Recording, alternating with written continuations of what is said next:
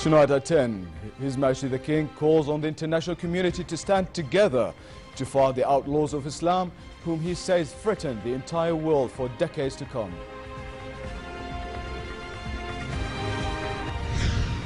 The Public Security Department arrests 3 men involved in the killing of Captain Jamal Darawshe and Corporal Usama Jarawre. And the British Prime Minister urges lawmakers to approve airstrikes against Daesh in Syria, saying Britain could make a real difference to the US-led campaign to destroy the militants.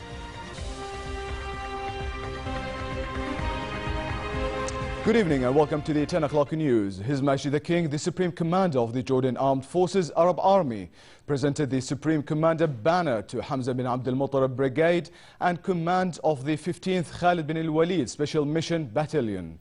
The official ceremony reflects the King's appreciation of the Jordan Armed Forces units. The Supreme Commander banner is the highest military honor of the armed forces fighting units due to the sacrifices they make in defense of Jordan. Upon arrival, His Majesty was received by the Prime Minister, the King's Advisor for Military Affairs and commanders of the 30th Hussein bin Ali Special Mission Brigades, Hamza bin Abdul Muttalib Brigade and Khalid bin al-Walid Battalion.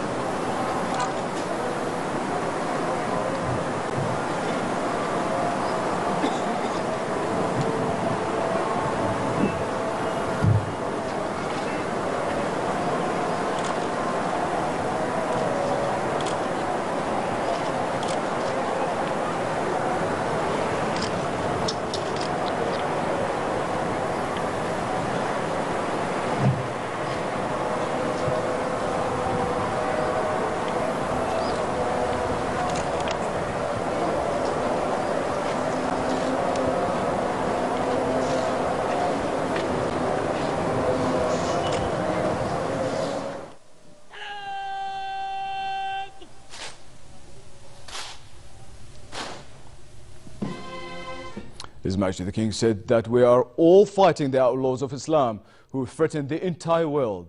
In an article published today in the British Daily Telegraph, His Majesty called on the entire world to stand together in meeting the challenge and eliminating this global threat. Following, this is a recording full text of His Majesty's article. Events taking place in the Middle East today will shape the security and stability of Europe and the world for decades to come. This is why I call the war on terrorism a third world war by other means. It is also why it is imperative for all of us to be united in this existential war. This is not a war that should divide us, but a war that should unite us in shared interests, common principles, and fundamental human values. I have said before that we are fighting a war within Islam against the outlaws of Islam, the Khawarij. Yet, as we have painfully seen, these terrorists and outlaws threaten the entire world. They target all of us, innocent men and women, regardless of race or faith. It is a war we all have to fight and win as a united global community. It is a war that knows no boundaries, no geography or demography. One that is not limited to Syria and Iraq, but extends to Africa, Asia, with its flames reaching Europe and the rest of the world. Jordan considers the United Kingdom a close and historic friend and a key ally. The United Kingdom certainly appreciates that these criminals are as much a threat to its own population as they are to us and the rest of the world. We have witnessed with shock and sadness the brutal murder of British hostages. We have seen many failed plots against the UK and the campaign to lure youngsters from Britain and across Europe to commit the most atrocious crimes everywhere. And you have seen how they have also brutally murdered Muslims in Syria, Iraq, and elsewhere. The horrific images of the burning of our brave young pilot Muaz al-Kasasbeh, remain forever in the collective conscience of the civilized world today. Both our countries are working side by side in fighting the Khawarij in Iraq, and we see the capabilities of your Royal Air Force and its determined pilots. But again, while we respect borders, terrorists do not recognize them. Therefore, we need to look at the bigger picture. It is not enough to focus just on Iraq, because they also control large areas in Syria and are establishing footholds in other areas in Asia and Africa. I do not believe our countries or our world can afford to wait much longer. While we pursue the political solution in Syria, we must work together on fighting them in that country and everywhere. And this is what we have been doing. We need to work with Syrian opposition forces who are on the ground in Syria to defeat the Khawarij, while working with equal determination on advancing the political process. The Syrian opposition, especially in the south, is both capable and willing to fight, and they deserve our support. Of course, military action is only part of the answer in delivering a secure future for all of us. We need to coordinate our efforts on a strategy that includes humanitarian support, as well as diplomatic and political progress. Your Prime Minister, David Cameron, visited Jordan in September and saw the huge burden we are bearing, with a fifth of our population now Syrian refugees. We remain grateful for British aid in helping those refugees and the Jordanian communities that host them. I draw hope from the ongoing talks in Vienna. A real opportunity now presents itself to bring together the global coalition that is required today on both the political and military levels. It is up to all of us to face this moment of truth with determination. All of us in the fight against Daesh, known in Britain as Islamic State in Iraq and the Levant, or ISIL, need to decide where we stand. On behalf of the international community, Jordan has made its decision and taken on a burden far beyond its size. We believe this is the right thing to do, to stand up for our values and do everything we can to protect our religion, our people, and our nation. As you go through your internal debate on this major global threat, it is important to understand that your country's contribution to this undertaking by carrying out airstrikes against Daesh in Syria can be crucial. We ask you, our friends in the United Kingdom, Europe, and the world, to stand together with us in meeting the challenge and eliminating this global threat. The Public Security Department said in a statement it arrested 3 men involved in the killing of Captain Jamal Darawshe and Corporal Usama Jaraure. Interior Minister Salami Hamad ordered to conduct a thorough investigation and intensify efforts to bring the suspect to justice.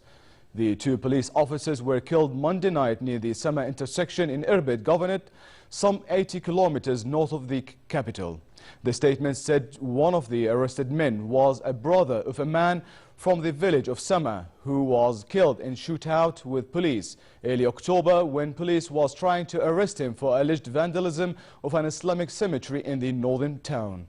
The other 2 men were a friend and a cousin of the main suspect who played the attack against the police patrol car. Police seized an automatic Kalashnikov assault rifle used by the killers in committing their heinous crime. A group of extremist settlers stormed the Al-Aqsa Mosque compound yards from the Bab al-Magharib gate in occupied Jerusalem.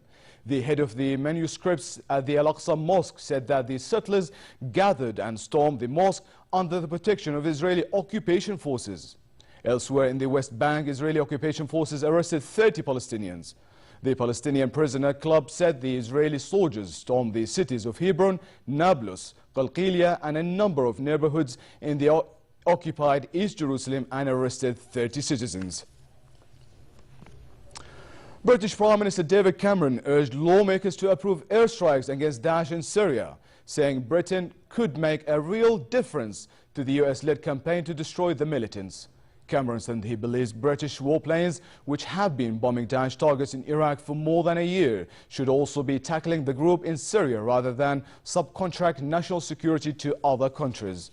He said that any airstrikes on Daesh in Syria would not increase the likelihood of militant attacks on Britain. My argument today is that we should not wait any longer before doing so. We should answer the call from our allies. The action we propose is legal, it is necessary, and it is the right thing to do to keep our country safe. Turkish President Tayyip Erdogan said no one had the right to slander Turkey by accusing it of buying oil from Daesh, and that he would stand down if such allegations were proven to be true. Russia's defense ministry said it had proof that Erdogan and his family were benefiting from the illegal smuggling of oil from Daesh-held territory in Syria and Iraq. In a briefing in Moscow, defense ministry officials displayed satellite images which they said showed columns of tanker trucks loading with oil at installation controlled by Daesh in Syria and Iraq, and then crossing the border into neighboring Turkey. U.S. Secretary of State John Kerry said the Iraqi government is fully briefed on U.S. plans to deploy American special forces to Iraq, and the two governments will consult closely on where they will go and what they will do. U.S. Defense Secretary Ash Carter said Washington would deploy a new force of special operations troops to Iraq to combat Daesh militants. Iraqi Prime Minister Haider al-Abadi's office said it welcomed foreign assistance, but Iraq's government would need to approve any deployment of special operations forces anywhere in Iraq. He also said foreign ground combat troops were not needed in Iraq, although it was unclear whether Baghdad viewed these U.S. Special Operations Forces in that role. Kerry told reporters at NATO the government of Iraq was briefed in advance of Secretary Carter's announcement. We will continue to work very, very closely with our Iraqi partners on exactly who would be deployed, where they would be deployed, what kinds of missions people would undertake, how they would support Iraqi efforts to degrade and destroy ISIL. Fierce clashes erupted in Yemen's Taz between troops loyal to President Abd Rabba Mansour Hadi and Iran-backed Houthi rebels as the two warring sides battled for control of the strategic city. In a separate incident in Taz on the same day, residents said Houthi forces fired 3 shells on the residential neighborhood where people were lining up to fill their canisters at a local water tank. Local hospital officials said at least 3 children were killed in the shelling and several other people were wounded. A tank manned by pro-Hadi troops fired heavy artillery from a city street at a nearby hillside where Houthi forces are stationed. Back here at home, the Ministry of Water and Irrigation launched a $305 million strategic program to provide the Kingdom's North Governorates with 50 million cubic meters of water per year until the year 2028. Prime Minister Abdullah Mansour said during the ceremony, Jordan suffers from water scarcity, which has been increasingly getting worse day by day, especially in the light of the Syrian refugee crisis. Mansour stressed that the government has been working hard to stimulate and develop the economy, as well as create the right environment to maximize economic revenues and provide a decent living for citizens. The French ambassador to Jordan said the program is an essential component of responding to the scarcity of water in the northern governorates, which has been exacerbated by the influx of the Syrian refugees. He noted that the implementation of this strategy will increase the amount of water to those governorates by more than 50%, which is an important achievement. During a visit to Alan village and Zay district in the Balqa Governorate, Her Majesty the Queen visited the Basmat Al Khair Charitable Society for Women and checked on their projects and work within the community. Her Majesty was briefed on the Society's background, main projects and achievements to date. Her Majesty also toured the premises and passed the kindergarten classrooms that teach English, Arabic and PE at the gymnasium. at the Land Cultural Forum, and during a meeting with its manager and a group of women representatives from various sectors in Zay district, Her Majesty discussed the attendees the various projects being done in the area and expressed her pride in the achievements and Basmat al-Khair's projects.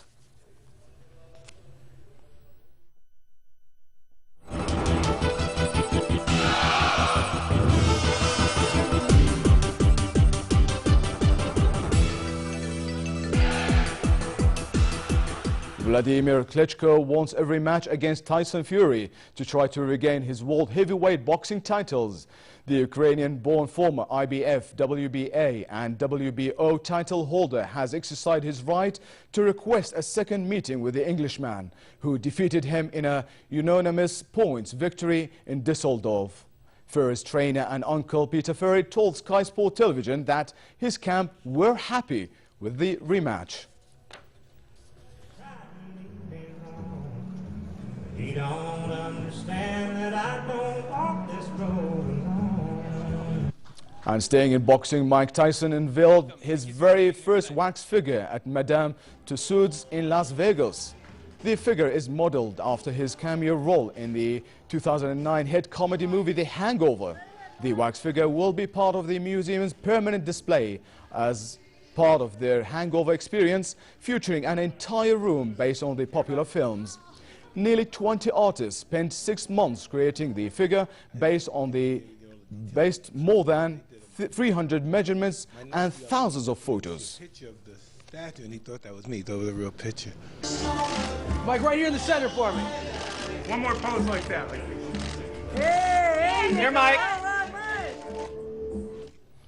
And finally, relatively cold conditions continue in most parts of the kingdom for the rest of tonight, bringing rain to the northern regions, extending to the central parts after midnight. Tomorrow, a drop in temperatures is in the forecast, creating a relatively cold weather in most areas, with a continued chance for rain with northeasterly moderate winds stirring dust in the Badia regions. The Gulf of Aqaba should expect pleasant conditions with partly cloudy skies tomorrow, while winds will be northerly moderate to brisk and seas choppy. Next are the lows and highs for tonight and tomorrow.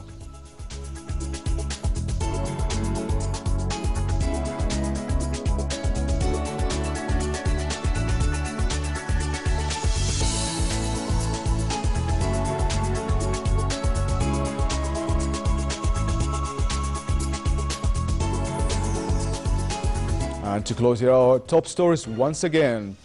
His Majesty the King calls on the international community to stand together to fight the outlaws of Islam, whom he says threaten the entire world for decades to come.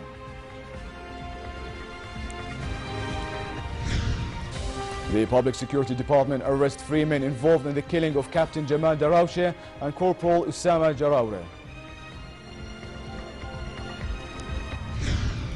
And the British Prime Minister urges lawmakers to approve airstrikes against Daesh in Syria, saying Britain could make a real difference to the US-led campaign to destroy the militants.